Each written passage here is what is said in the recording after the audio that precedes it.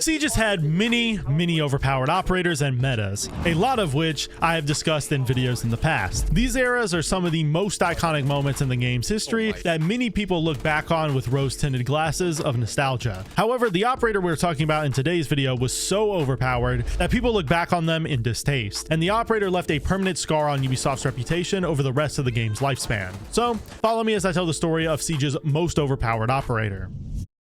Now, for the sake of today's story, we must go all the way back to Year 3, Season 1, or Operation Chimera. This season would be dramatically different to what Siege players had become used to up until this point, and that's because of this season's huge focus on its Outbreak event. Outbreak was one of Siege's first events, and it was a zombie-like PvE mode. This mode came with its own cosmetics and actual operators that were designed with its mechanics in mind. This wasn't something Ubisoft had ever tried before. Designing new operators around a mode other than ranked was risky, and they hadn't done it up until this point, and some could argue that that is for good reason, as we'll soon discuss. This mode was popular amongst the community though. So popular, in fact, that Ubisoft wanted to make more events on the game going forward, and they would end up developing an entire spin-off game based on the mechanics and atmosphere that was founded in Outbreak. However, the operators would become a huge point of contention in the community almost immediately upon people using them in Siege's actual mode, Ranked. This was around the time that Ubisoft really wanted to experiment with universal abilities, and both these operators just so happened to have some. And people did not enjoy these types of gadgets. Finka, the female attacker, had her surges that allowed her to heal, revive, and buff her entire team with the click of a button.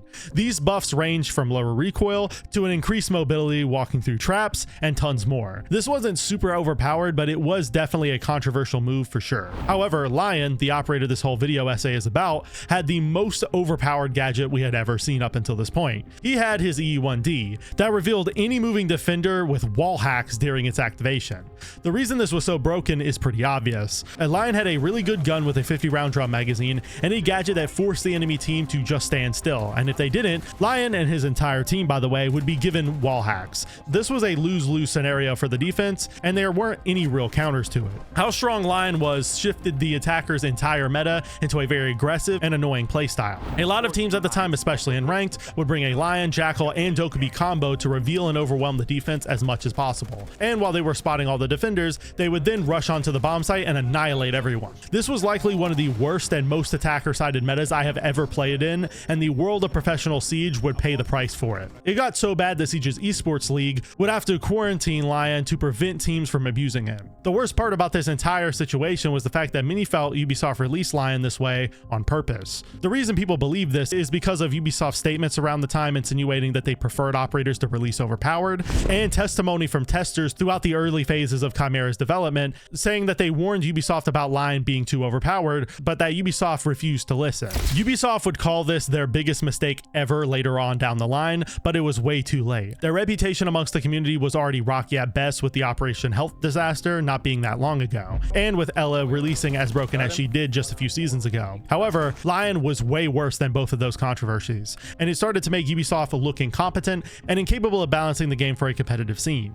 People were just tired of global abilities and operators releasing extremely busted. And trust me, this season would leave a permanent scar on Ubisoft moving forward. And clearly, they learned their lesson, because after this update, they would avoid releasing new operators with global abilities like the Plague for many seasons to come. Now, this might make you think that this story is going to come to an abrupt end, since you'd likely assume that Ubisoft would follow the monumental amount of negative feedback and the first time that an operator had to be competitively quarantined with some pretty swift nerfs. Well, nothing would come until Year 4 Season 1, over a year after Lion's release and 5 months after he was quarantined. People were angry to say the least. However, what really mattered was the execution of this nerf. Now, as I said, Year 4 Season 1, or Operation Burnt Horizon, would be the day that Ubisoft finally addressed the problematic Lion. However, that wasn't the only thing Burnt Horizon was known for. The two new operators that the season added were the defender Mozzie and the attacker Gridlock. Mozzie brought the ability to hack attacker drones onto the defense with his Pest, which was huge for the game going forward, and it was one of the earliest examples of Ubisoft experimenting with this mechanic. This new gadget allowed the defense to have an additional counter to drones outside of just mute, and it allowed them to add additional cameras to their pockets gadgets as a side effect. As for the other operator brought in this season, Gridlock, she had little impact due to her track singers filling a very similar role as the previous season's Nomad, and she still really hasn't had a chance to shine today, but she was still a welcome addition. And then the new map Outback was the total opposite. It was a small, restrictive, and defender-sided map that many would quickly come to dislike. Due to this, the map would only stay in the ranked pool for a little over a year in its current state, and it would never make it into professional play. Despite the somewhat disappointing new content, the balancing changes were amazing. Ash's R4C ACOG was removed, Legion's goo mine's damage was reduced, Maestro's gadget got a slight nerf, and Lion was finally nerfed as mentioned earlier. The Lion nerf was so extensive that it was classified as a rework. Ubisoft reduced the ability warning to 1.5 seconds, reduced the scanning to 2 seconds from 4 seconds, replaced the wall hack mechanic of Lion's E1D to a red ping debuff. They increased the number of charges to 3 from 2. They reduced the ability cooldown to 15 seconds from 27, and they made Vigil's ability make him immune to Lion scan. Basically, Lion lost wall hacks and got pings instead, but Ubisoft allowed Lion to use his gadget more often. This would immediately tank Lion's pick rate, and he was finally considered to be balanced by the broader community. However, he would continue to get some balancing changes after this that would make him more viable and more competitive when up against other roam clears, and the majority of these changes would come throughout year 6 and year 7. Now, the first of these changes to Lion would come in Crimson Heist. This season would add Flores to the game's roster, which I will say did fit the meta. This was around the time that the utility meta was starting to die down, and Flores drones being explosive meant that he provided even more ways for the attackers to deal with those pesky pieces of utility. Also, this season brought the Border rework as its map. This was a great addition from Ubisoft. Many people, including myself at the time, were starting to get bored of Border due to every round on the map playing out very similarly, and while this rework may not have changed the map drastically, it was enough to satisfy most fans. And I think most rework should follow in the footsteps of Border. It's just a ton of small changes that makes the map different, but not too different to the point where it's a new map. Also, this season brought the Gon 6, which is a secondary weapon with a singular explosive round that could destroy a singular piece of bulletproof utility. This helped the attackers counter utility-heavy defensive strategies of the time even further, and this is the first major change they would make to Lion. They added the Gon 6 to his loadout. This would help Lion a lot around the time because secondary gadgets were starting to become more and more important.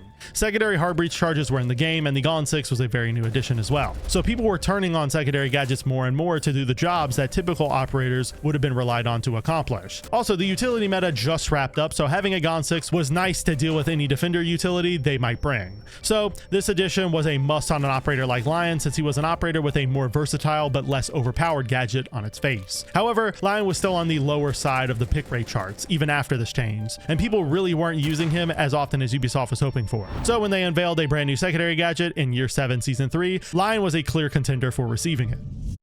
Year 7 Season 3, or Operation Brutal Storm, would go down as one of the worst seasons in Siege history. The operator that came with the release of said operation was Grim, and he was the main contributor to this title. He was released as the weakest operator Siege had ever seen. His gadget was his bees that could be used to ping enemies repeatedly while they stood in their radius. However, the launcher was clunky and hard to use without dying in the process, and all the bees would do once you deployed them was ping an opponent you already knew the location of. And what hurt this operation even more was the addition of none other than Stadium 2021 as the new map, and unfortunately it played horribly for ranked. The map was designed for a limited time game mode back in 2021, and it was never meant to be released as a permanent map. It is literally just coastline and borders layout mashed together with metal flooring, bulletproof glass, and little cover. And because of all of these flaws, the map would quickly become the second most banned map in ranked. So this season wasn't off to a great start in the content department, but at least we got a new secondary gadget, the Impact EMP. This was a game-changing secondary gadget. Thatcher had been a necessary operator for every year of the game's life up until this point. You had to have him on the roster to get reinforced surfaces open, because without him, you would have no way to counter Bandit or Kate. Impact EMP solved that problem, and they kind of slowly phased out Thatcher in the meta,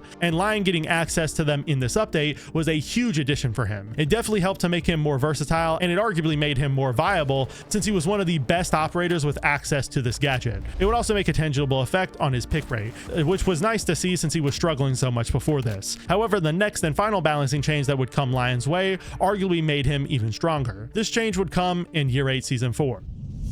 Year 8 Season 4, or Operation Deep Freeze, was a pretty solid operation on a content basis. We saw the introduction of Tubarão as a new operator, Lair as a new map, and a large amount of balancing changes as usual. Tubarão was arguably the strongest operator in the game then, and he still is now. His gadget is the Zoto canisters. These throwable devices, when deployed, will freeze anything that is nearby, which will freeze any gadget in its tracks. Countering hard breachers is arguably the best use for him because he can throw his canisters on a reinforced wall and it will stop any hard breach gadget from going off, making it pretty easy to bandit trick or Cade trick with Tubarão alongside you. Now for this season's balancing changes, we saw a buff to Maestro, a nerf to Mira, a nerf to frag grenades due to people using them to nade people from below, and Ubisoft moved around a lot of other operators' secondary gadgets to adjust for the frag grenade nerf. One of those operators was Lion, who got access to frag grenades instead of his impact EMPs. This was overall a positive change in my opinion. Nades are still strong despite you not being able to cook them anymore. They can help you deal with utility, and they are good for forcing defenders out of power positions. I do wish they allowed him to keep the impact EMPs as an additional option, but it's still a good change overall.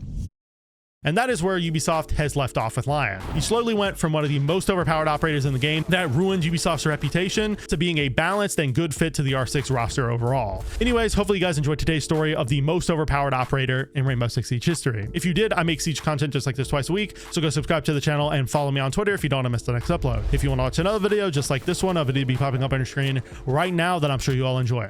I'll see you next time, friends, and peace.